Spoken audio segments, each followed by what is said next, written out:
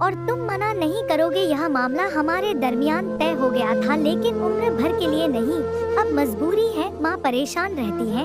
आखिरकार उनके बारे में हमें ही तो सोचना है। वह खामखा परेशान रहती है। घर में नौकर है, मुलाजमा है, उनको काम की कोई परेशानी नहीं है। मेरी आपसे यह बात शादी से पहले की तय हो चुकी है कि मुलाजमत ना छोड़ूंगी, और आपने मंजूर कर लिया था। आप यह भी जानते थे कि इस मुलाजमत की नीयत ऐसी है कि मुझे घर से कभी रात दिन बाहर रहना पड़ता है। अपनी अम्मी को समझाएं कि हर वक्त मुलाजमत को इशू बनाकर मत उलझा करें, वरना मेरा आपका ताल्लुक खत्म हो जाएगा।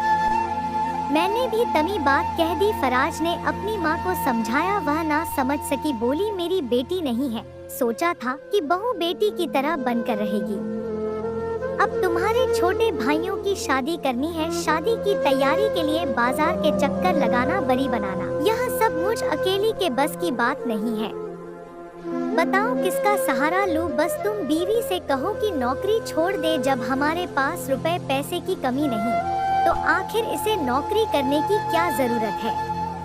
यह बात तो सही थी कि फराज अच्छी पोस्ट पर थे, घर में किसी शय की कमी नहीं थी, मगर मैं मुलाजमत रुपए पैसे के लिए नहीं कर रही थी। मुझे तो बस शौक था, और आदमी अपने शौक की तस्कीन के लिए क्या नहीं करता। यह बात बहुत बाद में समझ में आई कि मर्द की भी घर में एक हैसियत होती है।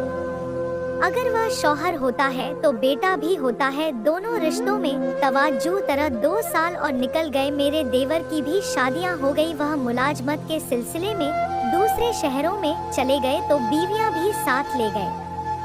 मेरी सास की आरज़ू फिर अधूरी रह गई कि कोई बहू घर में उनके साथ मौजूद हो। साल बाद देवरानी के बेटा हुआ। सास खुश होने की बजाय रोने लगी कि मुझे तो बड़े साहबजादे